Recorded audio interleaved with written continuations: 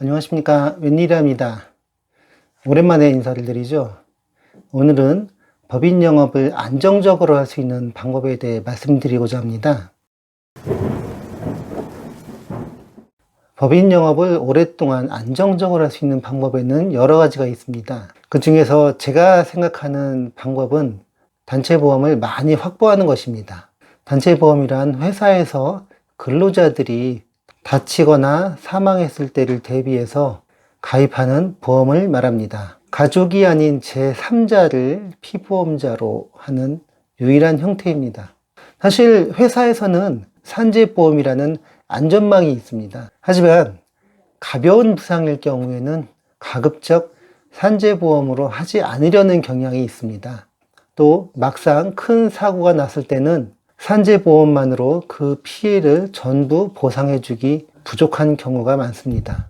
실제로 산재보험 전문 병원에 있으면 노무사나 변호사와 연결된 브로커들이 수시로 드나들면서 보상을 더 많이 해주겠다고 근로자들에게 접근하는 경우가 많습니다.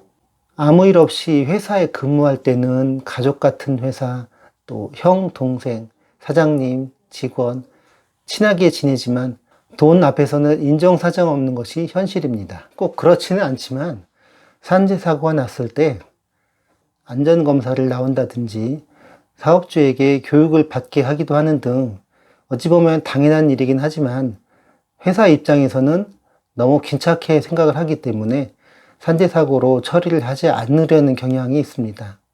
그리고 또 잘못 알고 있는 것 중에 하나가 산재사고로 처리를 하면 우리 사업장에 산재보험료가 오르는 것이 아닌가 그렇게 알고 있기도 한데 실제로는 30인 이하 사업장이라면 개별 요율로 적용하지 않고 동종 사업장의 요율을 따라가기 때문에 산재보험료가 오르지 않는다는 것입니다. 이런저런 이유로 산재보험만으로는 부족한 경우가 많기 때문에 이런 민간 회사의 단체보험으로 그 부족분을 메우려 하는 것입니다. 대부분의 경우 개인보험은 사고가 나서 보험금을 접수하고 처리할 때만 연락하는 일이 많습니다.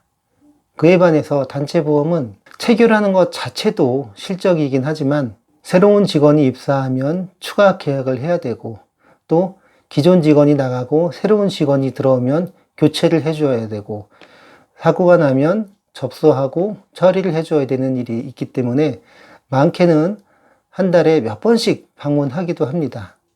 이렇게 자주 방문하다 보면 자연스럽게 서로 간에 신뢰가 쌓이게 됩니다.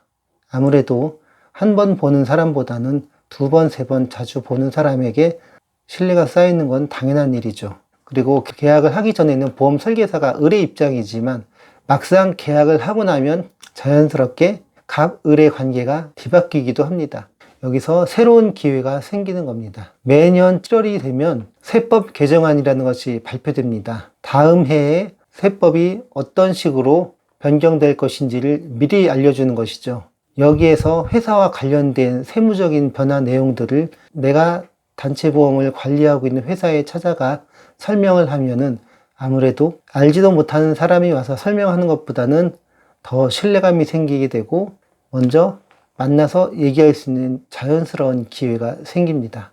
보험 계약에는 여러 가지 형태가 있지만 고소득과 연결될 수 있는 법인 계약은 아무래도 내가 관리하고 있는 단체보험 회사에 찾아가 설명을 하는 것이 절대적으로 유리하기 때문에 단체보험을 많이 확보하고 있는 사람이 롱런할 수 있다고 자신 있게 말씀드릴 수가 있습니다. 오늘은 짤막하게 단체보험의 의미에 대해 말씀을 드렸고 다음 시간에는 단체보험의 구조라든지 실제 사례라든지 어떻게 해야 단체보험을 쉽게 체결할 수 있는지 여러 가지 설명을 드리도록 하겠습니다.